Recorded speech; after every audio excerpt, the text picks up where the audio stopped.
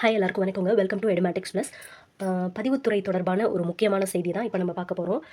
எல்லா நிலப்புல எண்களுக்கும் வர ஜூன் 30ஆம் தேதிக்குள்ள சந்தை வழிகாட்டி மதிப்பு இருக்கிறத உறுதி செய்ய வேண்டும் அப்படின்னு சொல்லி வணிக வரி மற்றும் பதிவுத்துறை அமைச்சரான திரு லோகேஷ் தமிழ்ச்செல்வன் அவர்கள் உத்தரவிட்டிருக்காரு.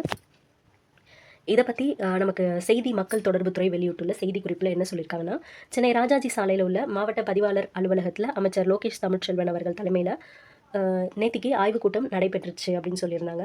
வணிக வரி மற்றும் பதிவுத்துறை செயலாளர் ஜே குமரகுருபரன், பதிவுத்துறை தலைவர் ஜி கே அருண் சுந்தர் தயாளன், இந்த மாதிரி அதிகாரிகள் எல்லாருமே இந்த கூட்டத்தில் கலந்துக்கிட்டாங்க.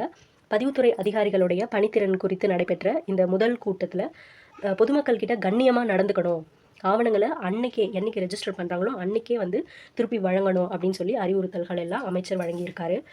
தொடர்ந்து பேசின அவர் 2026 to 27 நிதியாண்டுக்கு நிர்ணயிக்கப்பட்ட வருவாய் இலக்கை எட்டிட அர்ப்பணிப்போடு நீங்கள் பணியாற்றணும் அப்படின்னு சொல்லியிருக்காரு.